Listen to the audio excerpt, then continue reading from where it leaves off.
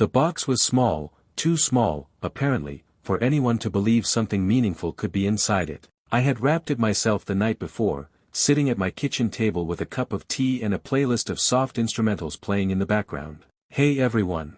Before we dive in, make sure to subscribe to the channel so you don't miss stories like this. Now, let's start today's story. The silver paper had a faint shimmer when the light hit it just right, and the golden ribbon lay perfectly straight, tied into a neat little bow that took me 3 tries to get right. It looked elegant to me, delicate even, the kind of gift whose value wasn't obvious until it was held with care. But as soon as I placed it on the long table filled with oversized, extravagant wedding presents, a quiet wave of insecurity washed over me. The table looked like something out of a magazine. There were giant appliances still in their plastic wrap, baskets overflowing with gourmet treats, and gift boxes so huge they seemed to challenge the ceiling. My small silver box looked like a tiny pebble in a field of boulders. I felt eyes on me before I even turned around. Those eyes belonged to Ryan, my soon-to-be brother-in-law. Ryan had never liked me. Not because I had wronged him or offended him. No. Ryan disliked me for a much simpler reason: I never tried to impress him. I didn't laugh at his bragging, I didn't clap at his stories about his expensive watches or cars, and I didn't feed the ego he polished daily like a prized trophy. People like him thrived on validation. When they didn't get it, they treated you like the problem. He approached the table with that trademark swagger of his, adjusting his tie even though it didn't need adjusting. His grin stretched wider when he spotted the small box. "That's your gift?" he asked, his voice loud enough that the nearest group of guests turned their heads. I forced a polite smile. "Part of it. Part of it." He raised an eyebrow and stepped closer. "Why is it always you giving the weird gifts?" I pretended not to hear that last part as he scooped the box off the table. He held it up at eye level like it was an artifact he needed to inspect. Then, without hesitation, he gave it a little shake. My heart jumped. Maybe don't shake it. But he didn't stop. He shook it again, this time harder, then let out a laugh that echoed through the decorated hall. "Feels empty." My jaw tightened, but I kept my face neutral. "It's not empty." "What's in it then?" "Buttons." "A paperclip," he said mockingly. A few guests exchanged glances. I noticed one older woman frown and whisper something to her partner, likely about Ryan's behavior. I wished my sister, Emily, had seen this interaction. Maybe it would help her understand the type of man her husband's brother truly was.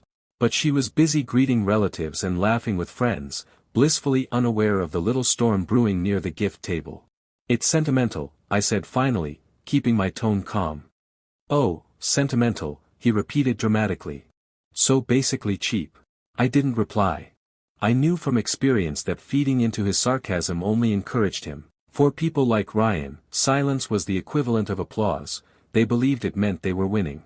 And maybe for a second, he thought he was. But inside me, something flickered. Annoyance? Irritation?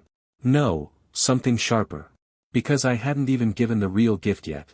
And if he thought this tiny little box was the entire thing, then honestly, his reaction was exactly the reason I had planned the surprise in the first place. He placed the box back onto the table with exaggerated care, like he was setting down something fragile purely for comedic effect. Then he clapped his hands once, loudly. "Well," he said with a smirk, "I hope Emily's ready for disappointment." A few people looked away awkwardly.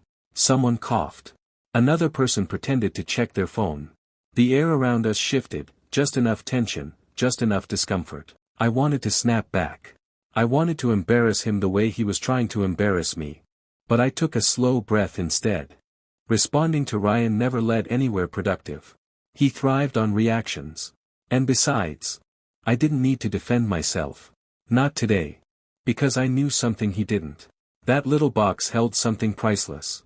Something my sister had once talked about late at night, years ago, when we sat on her bed eating ice cream straight from the container and sharing secrets. Something she had cried about, dreamed about, and hoped for. Something money couldn't buy. And the real gift? The one Ryan had zero idea about. Let's just say it was currently outside, locked safely in my car, tucked away behind the seats, with my cousin, Josh, guarding it like a hawk. Josh knew the plan. He knew the timing. And he knew why it was important to keep it hidden until the perfect moment. I looked back at the small box on the gift table. It wasn't empty. It wasn't cheap. And it wasn't meant to compete with anyone else's gift. It was meant to be a moment. A memory. A piece of my sister's heart handed back to her on her wedding day. And if Ryan wanted to act like a clown in front of people, then so be it. Because I had made a quiet decision, right then and there. If he was going to mock the cheap part of the gift in public, then I would reveal the real gift in public, too. Not out of revenge. Not out of spite. But because sometimes, the best way to silence someone is to let them speak first, loudly, stupidly, confidently, and then respond with something so meaningful, so unexpected, that their voice is reduced to nothing more than a whisper. I took one final glance at the tiny silver box sitting humbly among the towering gifts. Later, when everyone gathered to watch Emily open presents. Later, when all eyes turned to her. Later, when she reached for that small box with confusion, curiosity, and maybe even a little skepticism. Ryan's jaw would drop so hard, I genuinely hoped the floor would feel it. Because some surprises aren't meant to be loud.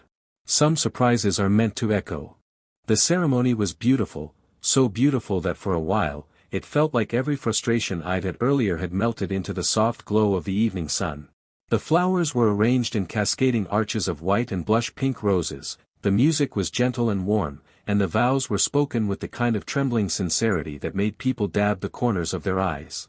Even Ryan behaved himself throughout the ceremony, though I suspect that was less out of respect for the occasion and more because he was too preoccupied flirting with bridesmaids and bragging to relatives about his newest business venture. Apparently, he was planning to revolutionize the local car market. Whatever that meant. I kept my distance from him and instead lost myself in the beauty of the moment. My sister, Emily, looked radiant, glowing in a way only a bride truly can. Her husband, Mark, stared at her like she hung the moon, like the world began and ended with her smile. Their union was something real, something heartfelt. Something pure. Something that someone like Ryan, whose life revolved around competition, appearances, and validation, would never truly understand. But as soon as the reception began, that peaceful bubble popped. Ryan was back on his nonsense like he had been waiting for the exact second he could start causing trouble again. I had barely taken a sip of lemonade before he appeared beside me, dragging his girlfriend Mia along like an unwilling accomplice. Mia, a sweet woman with tired eyes, already looked drained. I could tell she had spent the whole day holding her breath, hoping he wouldn't embarrass her, or himself. "Show her the box," he said abruptly, nudging Mia's arm. She blinked in confusion. "What box?" "The tiny one," he said with a scoff. "You should have seen it earlier. It looks like something you'd give a coworker you hate." Mia turned to me with an apologetic smile that almost said, "I'm so sorry you have to interact with him." "I'm sure it's lovely." Ryan rolled his eyes dramatically. "Lovely? Please. It's probably a scented candle." "It's not a candle," I said, keeping my voice steady. "That's worse," he shot back instantly. "Then it's probably jewelry." He leaned closer, smirking. "Fake jewelry." "It's not jewelry." He raised an eyebrow, clearly irritated that I wasn't rising to the bait. "So what is it?" "You'll see," I said. He stepped even closer, lowering his voice a little, as if trying to intimidate me. "Why don't you just tell us now?" "Because," I replied, locking eyes with him, "it's part of the surprise." He scoffed again, his signature sound. "A surprise. Right." He walked away, shaking his head and mumbling loud enough for a few surrounding guests to hear, "Cheap people always hide behind the word sentimental." That was the moment something inside me shifted. Not because he insulted my gift. Not even because he tried to embarrass me. I had enough thick skin to shrug off his childish behavior. No. What made my blood simmer was the fact that he insulted what the gift meant. Because the small silver box didn't hold something luxurious.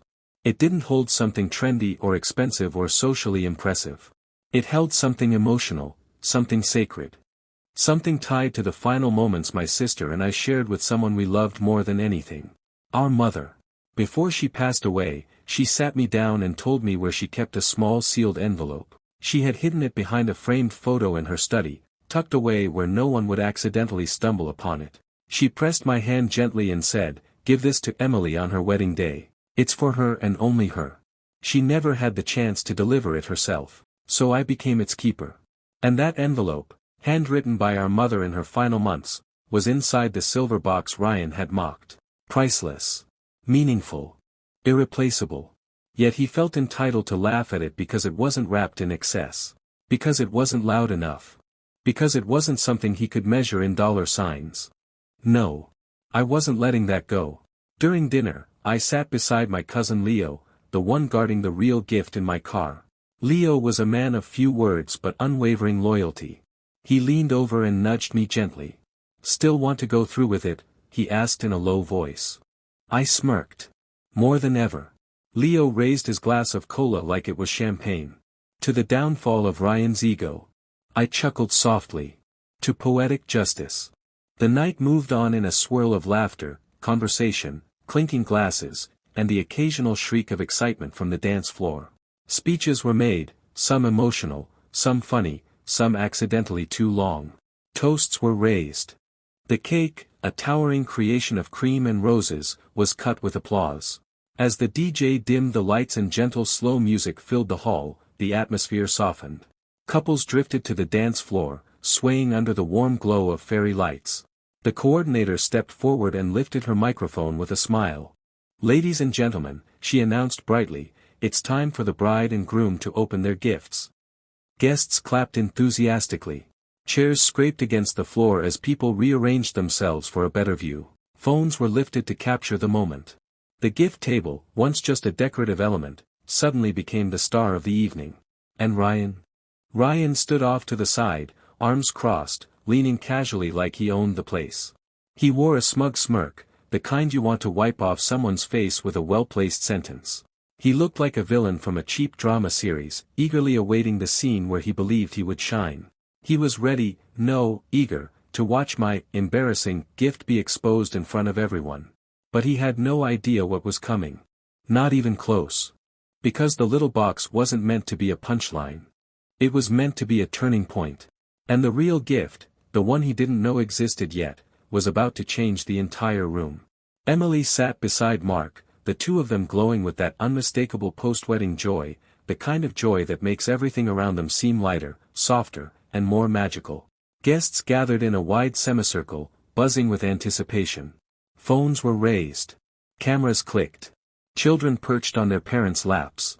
The table behind them was piled high with beautifully wrapped gifts stacked like a mountain of promise, glittering bags, oversized boxes, hand-tied bows, and sparkling ribbons. Each gift seemed to shout, "Look at me. I'm luxurious. I'm expensive." And there, sitting quietly at the edge, looked my small silver box, a humble little pebble among towering boulders. Of course, Ryan spotted it immediately. Because of course he did. People like him always notice the thing they think they can tear down. "Oh, start with that one," he called out loudly, jabbing a finger toward my gift. "Let's get the sentimental disappointment over with." A few guests chuckled, though it was the kind of awkward laughter people make when they're unsure if something is genuinely funny or painfully rude. More eyes shifted toward him disapprovingly than approvingly. Emily raised an eyebrow, giving him that older sister glare she had perfected over the years. "Ryan, don't be rude." "What?" he said defensively, lifting his hands as if he were the victim. "I'm just saying. It's tiny." I stepped forward before the moment could stretch into something sour. "It's from me." Emily's entire expression softened instantly. Her lips curved into a gentle smile, her eyes warm and full of affection. "Then we're opening this first." That alone put a lump in my throat. Not because I felt validated, but because her reaction was so purely Emily, always loving, always appreciative, always seeing deeper than the surface. She picked up the little box and held it with both hands, as if it were fragile. Sacred, even. She untied the ribbon carefully, running her fingers slowly along the golden bow before pulling it loose. She didn't tear the paper. She peeled the wrapping with patience, folding each piece neatly. Just like Mom used to do. Emily had inherited that gentle ritual from her, every birthday, every holiday, every tiny moment where a gift needed opening. Watching her do it now felt like watching a ghost of our mother's hands moving through her. Inside the wrapping was a simple white box. No branding. No shiny logo. Just simple. Inside that box was a small velvet pouch. Emily's breathing slowed. Her fingers trembled slightly as she opened the pouch and peeked inside. Silence fell over the entire room. Even the DJ lowered the music instinctively, sensing the shift in atmosphere, like the air had thickened with emotion.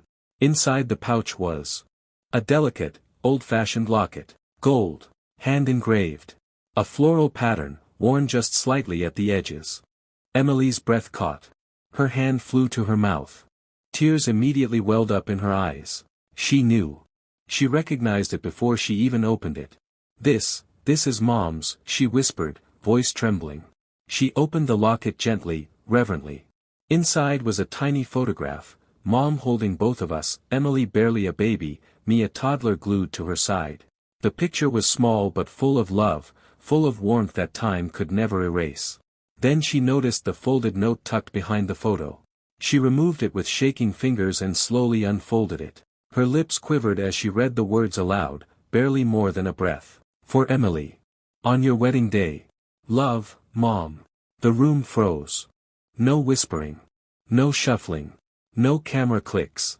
Just stunned, heavy, emotional silence.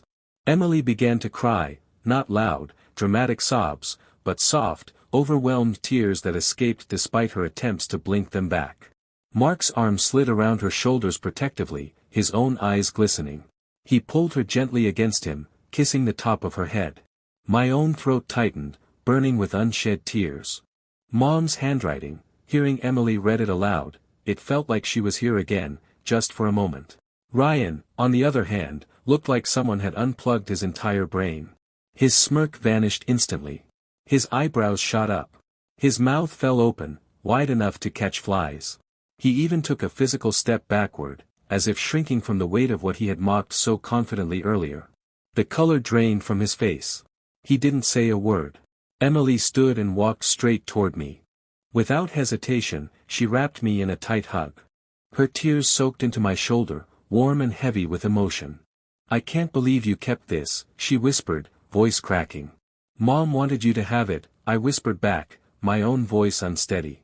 "She told me herself. She made me promise." Emily sniffed and squeezed me tighter. "Thank you. This means more than anything else here. More than any wedding gift I could have imagined." I pulled back just enough to smile at her. "It's only part of your gift." She blinked, confused. "Part?" I nodded. The room murmured softly. People exchanged curious glances. Even Mark looked intrigued, wiping his eyes discreetly. Emily tilted her head. "What do you mean, part?" Before I could answer, the most satisfying moment of the night happened. Emily turned to face the guests, still holding the locket in her trembling fingers, and declared clearly, even proudly, "This is the most precious gift I've received today. Not one of. Not among. The most precious." A ripple of emotion went through the crowd. People nodded, some wiped away tears, some clasped their hands over their hearts. Ryan's head dropped like gravity had suddenly doubled for him. He looked like someone had pulled the rug out from under every smug word he had spoken that day. And yet, we weren't finished. Not even close. Because the locket was only the beginning. The real part of the gift, the part he never saw coming, was still waiting. And that part was going to make his dropped jaw practically hit the floor. Leo caught my eye from across the room and gave me a subtle nod, the kind of quick, almost invisible gesture only people who've known each other since childhood can understand. "Time." I clapped my hands once, loud enough that a few people jumped. "All right, everyone," I announced. "Now for the second half of my gift." A ripple of curiosity moved across the room. Guests straightened in their seats. Phones lifted. Even the wedding coordinator leaned forward a little. "And Ryan?" He tried so desperately, to recover his dignity. He pulled his shoulders back, adjusted his cufflinks, and cleared his throat loudly, as if he hadn't just insulted a priceless locket minutes earlier.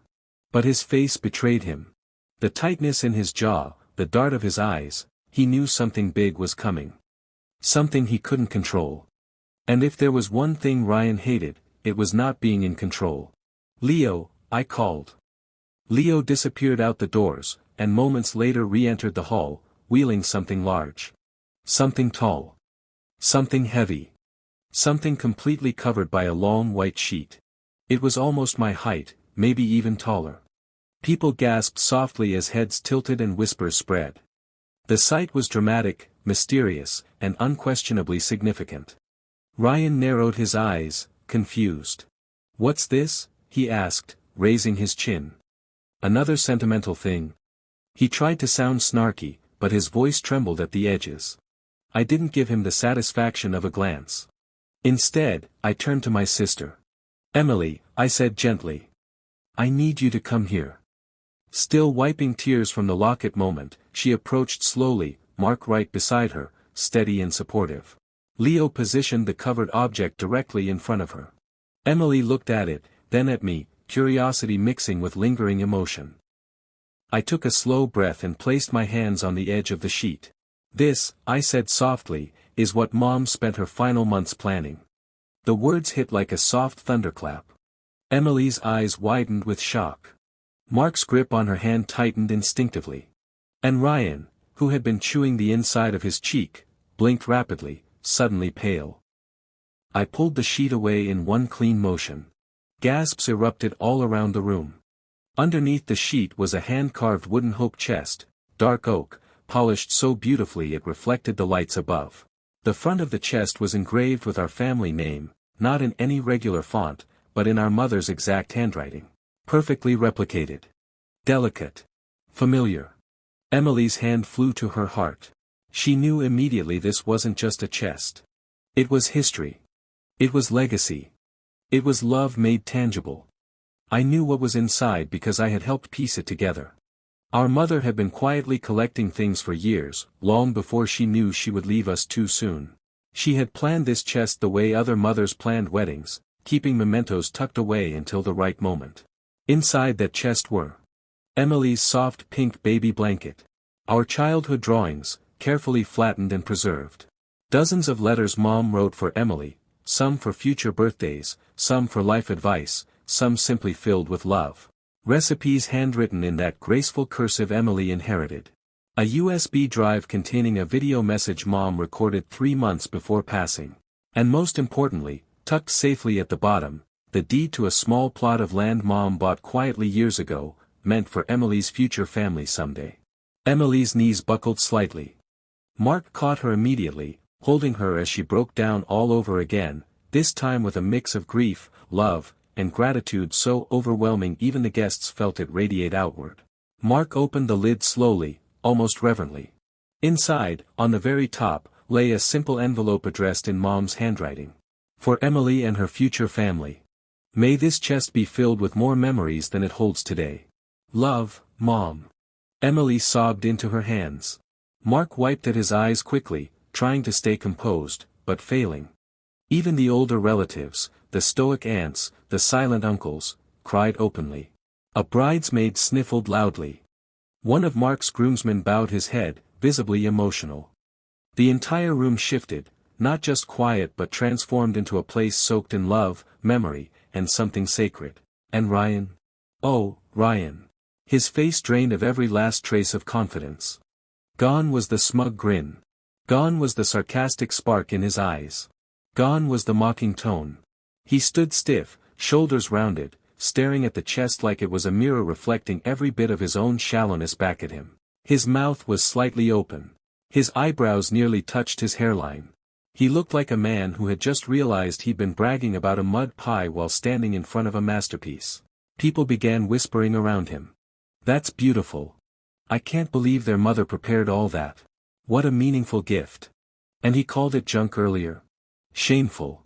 Ryan swallowed hard and shifted uncomfortably. For once, he looked small. I stepped closer to Emily and placed a gentle hand on her back. "This chest," I told her softly, "Mom started planning before she even got sick. She wanted to leave you something filled with her love. I helped finish it after she passed. She told me one thing, make sure Emily has this on her wedding day. I promised her I would." Emily hugged me again, tighter than before. Her tears soaked my shoulder, but I didn't mind. This was a moment years in the making. "This is perfect," she whispered into my ear. "Everything about this is perfect." Mark nodded, voice thick. "This is priceless." "Thank you." But there was one more thing. Something even Emily didn't know. I cleared my throat and spoke louder so the room could hear. "And, there's one more thing inside." Every head leaned forward. I reached into the chest, shifting aside a few items until I found the envelope our mother had labeled differently. A white envelope with elegant gold lining. I held it up. This, I said, was meant for Emily, and the person she marries. Mark took the envelope gently, almost as if it might break. He opened it carefully, and froze. Ryan couldn't help himself. "What is it?" he asked, voice cracking slightly. Mark looked up slowly, stunned. It's the paperwork," he whispered. The room hushed. He swallowed hard. "The land deed. Mom transferred it fully to Emily's name. It's hers." A collective gasp swept through the hall. Emily clapped her hands over her mouth. One bridesmaid burst into tears. Relatives applauded. Someone shouted, "That's incredible. The land was worth more than every gift in that hall combined. Maybe more than all of them put together." Ryan's jaw didn't just drop. It nearly hit the floor. The same man who mocked my cheap little silver box was now staring at a gift more meaningful, and more valuable, than anything he had ever bragged about owning. And the best part? The night wasn't even over yet. Emily recovered enough to speak, her voice trembling but steadying with every breath. This is the greatest wedding gift we could ever receive," she whispered. Her fingers brushed the carved chest reverently, as though afraid it might vanish if she blinked too long. Then she hugged me again, longer, tighter, and with a kind of gratitude that made my chest ache. "Mom would be so proud," she said into my shoulder. Hearing that broke something open in me. All the years of holding myself together for her, for us, suddenly felt worth it. But I'll be honest, a small, unavoidable part of me glanced over at Ryan. He was pretending to admire the chest, nodding as if he'd been part of the discovery. But his eyes, wide, darting, panicked, told a different story. He was drowning in humiliation, guilt, and a heavy dose of a feeling he rarely encountered. Shame. And people around him weren't shy. "I can't believe he mocked that box. Some people truly don't know value when they see it. He must feel so stupid right now." His ears turned red. His shoulders tensed. Even his posture shrank. Then Mia, his girlfriend, who had tolerated his attitude far too long, stepped beside him, her voice a cutting whisper that wasn't quiet enough. "You're unbelievable, Ryan." He opened his mouth, but nothing came out. For once, his arsenal of smart remarks and loud opinions had abandoned him. Emily wiped her tears and turned toward him. Not angry. Just exhausted. "You shook it?" she asked calmly. Ryan froze. I didn't know what was inside." "You made fun of it," she continued, voice clear but soft. "I was joking," he said quickly, the lie falling flat. "No," Emily folded her hands in front of her. "You were being rude. You tried to embarrass someone on my wedding day." He swallowed. Hard. "I didn't mean." Mark stepped forward, slipping an arm protectively around Emily. "Ryan, let me make something very clear." His voice was controlled, but firm enough to echo. "Family gifts aren't judged by size or price. They're judged by meaning. And today, you showed exactly who you are." Ryan stared at the floor. His bravado had deflated completely. The crowd slowly dispersed, giving Emily and Mark space to sit with the chest. They opened the letters, the recipes, the old drawings, rediscovering little moments of childhood captured in paper and ink. Laughter mixed with tears, and slowly the warmth of the wedding returned to the room. Music gently filled the hall again. Guests returned to dancing, talking, passing plates of dessert. The gift-opening ceremony had ended, but the emotional weight of it lingered like a soft glow over the night. I decided to step outside for a breath of cool air. The sky was dark, sprinkled with stars, and the muffled music from the hall gave everything a peaceful hum. I leaned against the railing, taking a deep breath. To my surprise, the door opened behind me. Ryan stepped out. He hesitated like a child who wasn't sure whether he was allowed to speak. He stood a few awkward feet away, hands shoved into his pockets, gaze fixed on the ground. Finally, he muttered, "Look. I didn't know." "No," I replied evenly. "You didn't." "I thought," he sighed, rubbing the back of his neck. "I thought you were cheap." I raised an eyebrow. "You think that about everyone who doesn't try to impress you." He flinched slightly. "The truth does that sometimes." "That gift," he said quietly. "It was incredible." "It wasn't from me," I said. "It was from Mom." "Still," he murmured. "I shouldn't have acted like that." I nodded. You're right. His head jerked up slightly, surprised I didn't soothe it or soften the blow. But, I added, it's done. Just don't ruin Emily and Mark's night by dwelling on it. Learn from it. He let out a long, defeated exhale, the first humble breath I had ever heard from him. Yeah, he said. I will. And strangely, for the first time since I'd met him, I believed him. When we walked back inside, the atmosphere had shifted. Emily was slow dancing with Mark, the locket glinting against her chest like a heartbeat of its own. Guests were laughing again, taking pictures with the hope chest, showing each other the little heirlooms stored inside it. It felt like the night had been rewoven into something even more meaningful. Leo found me near the drink station and elbowed me lightly. You see his face when you pulled the sheet off? I laughed. Priceless. Bro looked like he saw his reflection for the first time, he joked. I snorted. Probably the closest he's ever been to introspection. As the night deepened, guests continued approaching me, some to compliment the gift, some to share stories of my mother, some simply to express how touched they were. It felt like Mom was there somehow, woven into every smile, every tear, every moment Emily ran her fingers over the carved oak. Emily didn't let the locket go, not even for the photos. At one point, Mark tried to hold it for her to fix her dress, and she snatched it back with a dramatic gasp that made everyone laugh. By the time the wedding ended, Ryan avoided the spotlight entirely. He stayed close to Mia, quieter than usual, humbled in a way that felt unfamiliar but promising. He wasn't magically transformed, people like him don't change overnight, but he had learned something important. Value doesn't always shine. Value doesn't brag. Value doesn't shout for attention. Sometimes, value fits into a tiny silver box. Sometimes, value is carved into wood by hands that will never carve again. Sometimes, value is found in the quiet lessons you learn after embarrassing yourself in front of 200 people. As I watched Emily and Mark drive away, the hope chest carefully loaded into their car, I felt something warm settle inside me. Peace. Because gifts fade. Parties end. Weddings last only a few hours. But moments like this? They stay forever. And Ryan? He never shook a gift again. If you enjoyed this story, don't forget to subscribe to the channel for more heartfelt stories like this. Thank you for listening, and I'll see you in the next story.